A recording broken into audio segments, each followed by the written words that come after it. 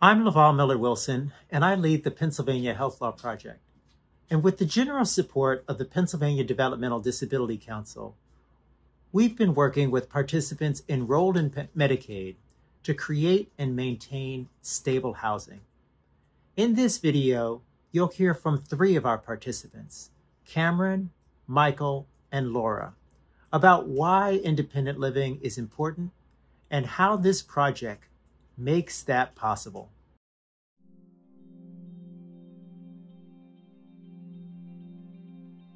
I moved to Philadelphia from Chicago a few years ago with my mom and my dad before I moved out on my own. I rent an apartment in Philadelphia. I live in a high-rise apartment building in Society Hill. For Cam and for his family, interestingly, it's not just a participant-centered idea of fading off of mom, but it's also teaching mom not to answer the phone. That she has to also be willing to kind of take that back seat and push Cam forward. And I think that actually is the biggest push, is spending time to make sure that the parents and the people who are the first call are also ready to make that transition. Before I moved out, I had meetings with Alexa and my mom. We talked about all the things I need to do living on my own. There's some things that I can do on my own and other things that I need help with. My parents and mentors and my job coaches all work together with Alexa to help me make a binder. This binder has a lot of tools. Some of the things in the binder are recipes with pictures, chores and routines, and checklists for the morning and the night. We started what we call a go-to list, where he thought about different people that are in his life and what are the kind of things that they work on together. So really highlighting what their specific relationship is, and then from there thinking about what could go wrong and which one of these people, what bucket does that fall into? Now that I have my routines mostly set, Alexa and I talk twice a week for morning meetings. We do things like review my schedule and talk about my apartment, mature routines, meal planning tools, organizing my calendar. She helps me create tools for different problems, like knowing which stickers are close to it with different weather. Coordinators are required to have monthly or bi-monthly visits. During COVID, those have been over Zoom, but moving towards in-person visits, and that's really supposed to be checking in on kind of the health and safety of what the apartment looks like. It gives supports coordinators the ability to see kind of some of the gaps and understand what the need might be for additional funding, or kind of having that advocacy piece by understanding kind of what's happening in the background. On Mondays, I plan for my week, grocery shop, and have a cooking club. On Tuesdays, I take the bus by myself and head to work. I eat dinner with a friend. On Wednesdays, I do chores with a mentor, and then I volunteer at a place called Manor. Then on Thursdays, I head back to work at Penn, living in my own apartment. Lets me do all of the different things I like to do. I'm proud of myself for all the different skills I've learned this year. Living on my own is fun.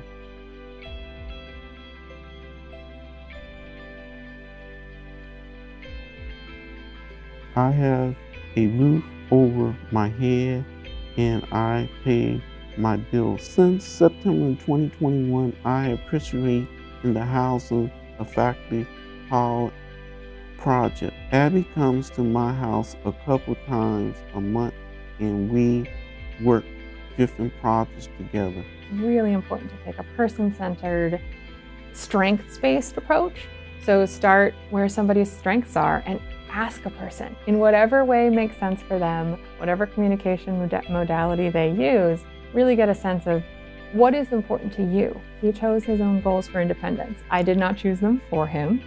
He decided what was the most important thing for him, and he also shared with me some things that he needed to work on, some things that were going to make him feel safer more confident and more independent in his home and community. Some of the projects we have worked on are a one-page profile about me that I can share with people, a list of instructions so that I can change my brittle water filter myself, a calendar to keep track of my appointments. We also apply for a program that will help to fix up my house, and we go a cell phone through another program. Housing can change over time, but those skills, those independent skills that you need for independent living are going to go with you. It's really important for anybody who desires to do so to live independently, and independence means something different for everybody. I can verbally advocate for other people with disabilities by sharing my stories. Maybe there are other people out there who are not sure whether they should live on their own, maybe by themselves or maybe with a housemate. I would like to tell them that they can be successful with hard work and the right support.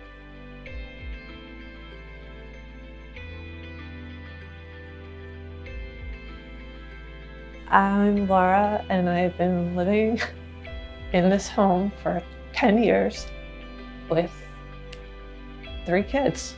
When we started during our assessment, I could tell that Laura's one of her biggest values was really keeping her kids with her, or at least them having a space to be able to lay their heads if they needed to. I think it's important, me as a mom, just to show my kids, you know, you have a disability. It doesn't mean that, you know, you have to totally depend on people. I mean, I have my people who I call, yes. I want them to see that I can live